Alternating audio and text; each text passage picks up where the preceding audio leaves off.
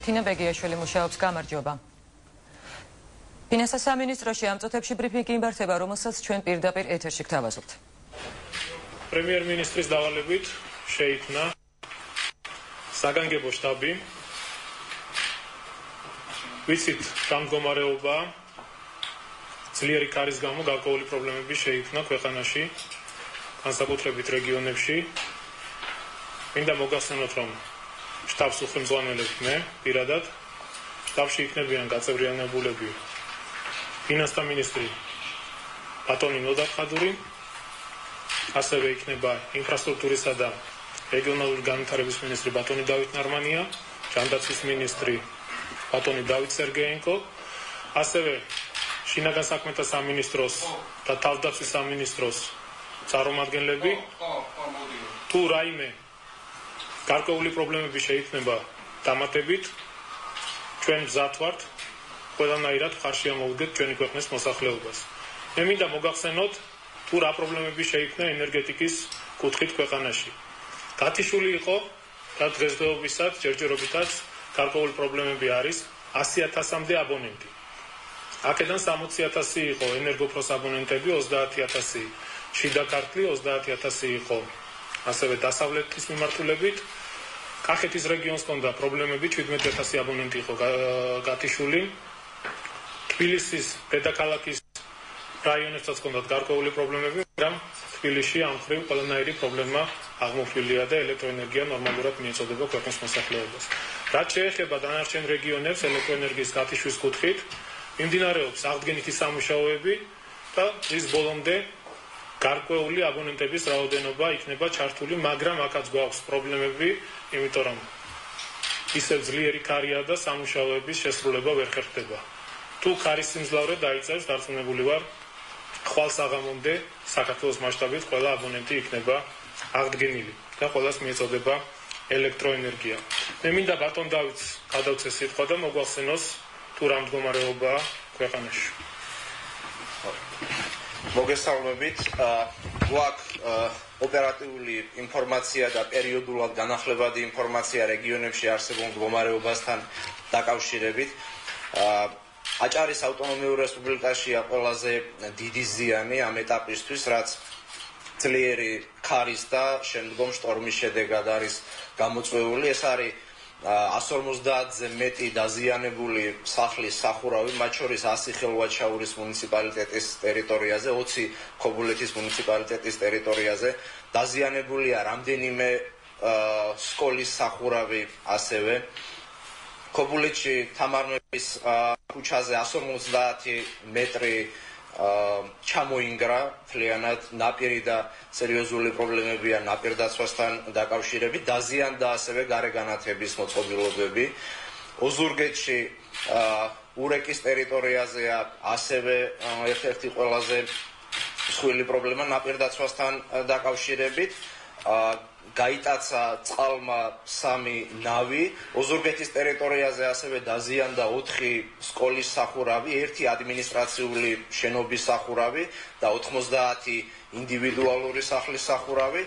გორის ტერიტორიაზე 20-ზე მეტი მრავალსართულიანი კორპუსის სახურავია დაზიანებული. მე თვითონ ვიმყოფებოდი გორში, სადაც ადგილზე ვნახე არსებული მდგომარეობა. მინდა ხაზი გაუსვა იმას, რომ ამ სახლების დიდი ნაწილი 2012 წელს წინასაარჩევნოდ არის გაკეთებული და გადახურული და არის უხარისხოდ გაკეთებული. აქედან გამომდინარე პრობლემა დიდწილად ამით არის გამოწვეული. ქარმა გადმოაგდო სახურავი, რომელიც დაეცა გორში ავტომანქანას, თუმცა საბედნიეროდ მძღოლი, რომელიც ამ ავტომანქანაში იჯდა, გადარჩა, მას მცირედი დაზიანებები აქვს და აღმოუჩინეს ჰოსპიტალში შესაბამისი მკურნალობა. თბილისის ტერიტორიაზე ასევე 60-ზე მეტი სახლია დაზიანებული, ძირითადად აულაბრის ტერიტორიაზე.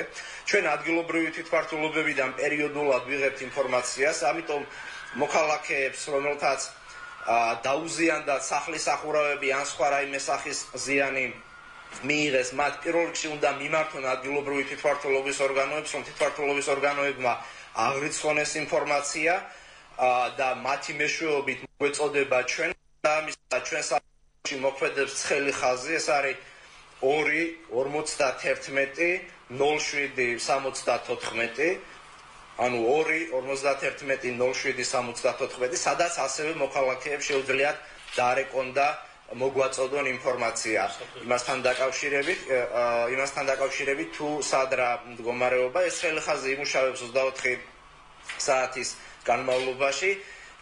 ამიტომ პირველ რიგში მოქალაქეებმა მიაწოდონ უნდა ინფორმაცია ადგილობრივი თვითმმართველობის ორგანოებს, რომ მათ მოახდინონ ამ ინფორმაციის დაყოფა, დაფილტრა და შესაბამისად უკვე ადგილობრივ თვითმმართველობებში შექმნილი შეფასების კომისიები უახლოეს 2-3 დღეში ჯამურად დაითვლიან ზიანის მოცულობას და წარმოდგენილი იქნება ინფორმაცია შტაბში.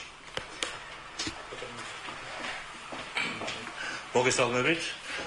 პირველი ყოვლისა უნდა აღინიშნოს, რომ ფინანსური სისტემა არის გამართული, ჩვენ გვაქვს რესურსები იმისათვის, რათა შტაბი როგორც კი გადაწყვეტილებას მიიღებს და საშუალება მოგვეცემა უკვე ამინდი გამოსწორდება, დავიწყოთ დაფინანსება იმ პროექტების, ეს იქნება ნაპირსამაგრის სამუშაოები აჭარასა და გურიაში, თუ ეს იქნება ის ზიანი, რომელიც მოსახლეობამ ან და ინფრასტრუქტურამ მიიღო. ამ თვალსაზრისით ხვალდილიდან უკვე დავიწყებთ აქტიურ მუშაობას. მე ვთხოვ საბანკო დაწესებულებებს ასევე გააქტიურდნენ, რათა არანაირი შეფერხება არ იყოს ფინანსური რესურსების მობილიზაციის თვალსაზრისით. კიდევ ერთხელ ვიმეორებ, საქართველოს ფინანსთა სამინისტრო, ისევე როგორც მთელი მთავრობა მზად არის აქტიური მონაწილეობა მიიღოს პროცესის სწორებაში.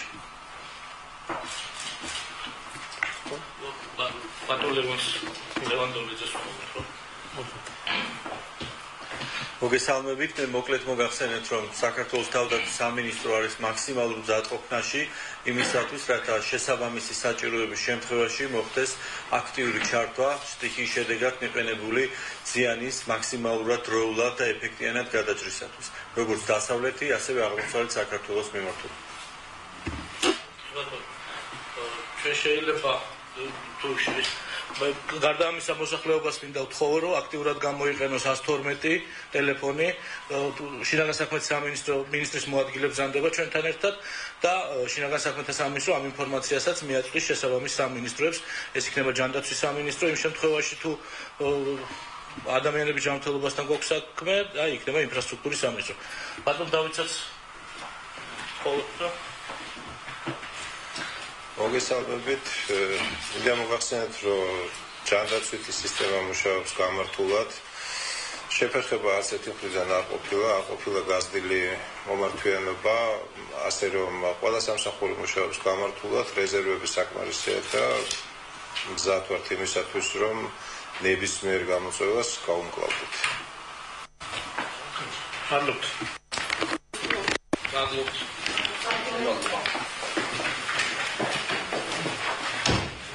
პირდაპირ ეთერში ჩვენ შემოგთავაზებთ ბრიფინგი, რომელიც ფინანსთა სამინისტროში გაიმართა.